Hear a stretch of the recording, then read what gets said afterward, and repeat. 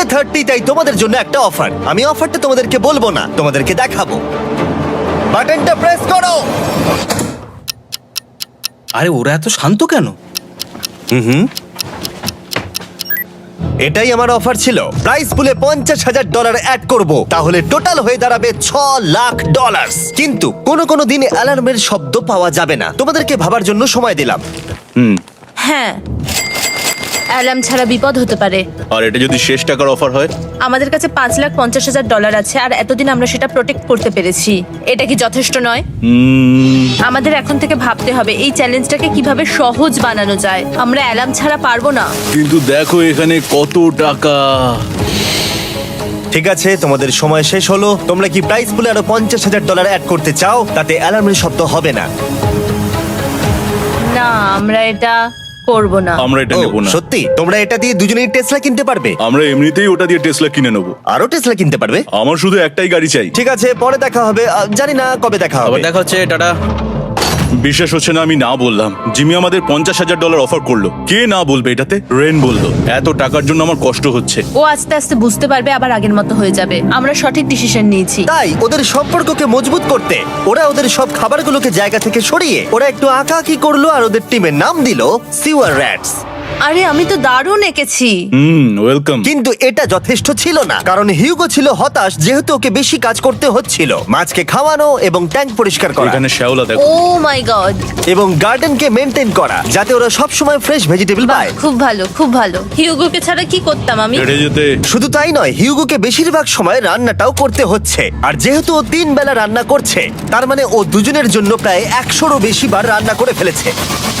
ও মাই god, আমার মনে হচ্ছে তুমি আমার পার্সোনাল শেফ। এইভাবে আমাকে অপমান করো না। আর যখন ওদের দুজনের মধ্যে টেনশন বেড়েই চলেছিল, তখন আমার 40 দিনের অফার ওদের টেনশনকে আরো বাড়িয়ে দিল। কিন্তু বাংকারে যাওয়ার আগে সাকারকে নিয়ে আসা হোক।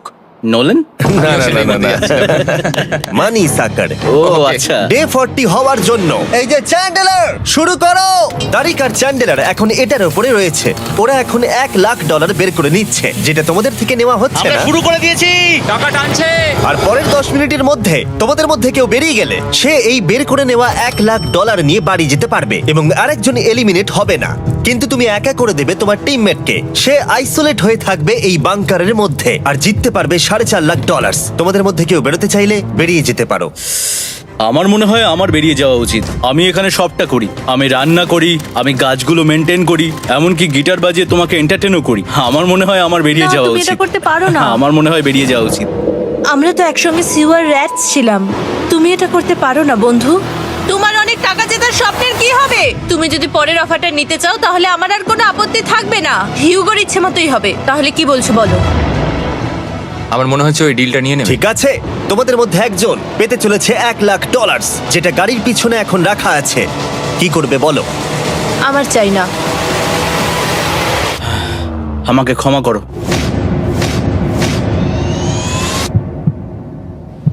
কিন্তু আমি থাকবো, আমি যাচ্ছি না। ঠিক আছে, আমি $1,00,000 আবার রেখে দিচ্ছি। 10 দিন পরে আবার দেখা হবে। যদি ওরা একসাথে থাকার সিদ্ধান্ত নিল, তবুও হিউগোর ভেতরে ততটাও ইউনিটি তখনও ছিল না। আমার নিজেকে খুবই অসহায় বলে মনে হচ্ছে, একদম হেল্পলেস। আমি কি ওকে আটকে ভুল করলাম? হিউগো, তুমি কি চাইছো? তুমি সত্যি খুব অদ্ভুত। তুমি একটু বেশি সাধারণ মানুষ। হ্যাঁ, আমি সাধারণ হয়ে খুব খুশি আছি। আমার এরকম একদম ভালো লাগে না। হ্যাঁ, সেটা তোমার ব্যাপার। তুমি একদম বোকা। ও এইমাত্র কি বললো? তুমি আমার ওপর এভাবে চিৎকার করতে পারো না। এটা একদমই পাগলামো। জানি না ওরা পারবে কিনা। পরের 4 দিন ওরা একে অপরের সাথে বেশি কথা বললো না, যেটা কন্টেন্টের জন্য ভালো ছিল না। তাই আমি ওদেরকে খুশি করার জন্য একটা নতুন জিনিস ওখানে রাখলাম। আরে কি? আরে এটা তো আর একটা স্ক্যানার মনে হচ্ছে। ওরা কি আরেকজনকে আনবে? এটা আমার একদম ঠিক মনে হচ্ছে না। আমি আর কাউকে বিশ্বাস করতে পারবো না। আর কিছুক্ষণের মধ্যেই সেটা জানতে পারবো। হ্যাঁ, খুব তাড়াতাড়ি। কেমন চলছে? Hey, Jimmy! এই মইটা সবসময় নড়ে। আমি তোমাদের জন্য একজন বন্ধুকে এনেছি। ঠিক আছে। চোখ বন্ধ করো। যার অচেনা জায়গায় দিন কাটাবার অভিজ্ঞতা আছে। আমি রায়ান ট্রাহেলকে নিয়ে এসেছি। ঠিক আছে। ওরে বাবা, তুমি তো অনেক বেটে দেখছি। এটা কেমন কথা হলো? এ এখন থেকে তোমাদের বন্ধু, কারণ এখন থেকে 50 ঘন্টা এ এখন তোমাদের সাথেই থাকবে। এটা পাগলামো।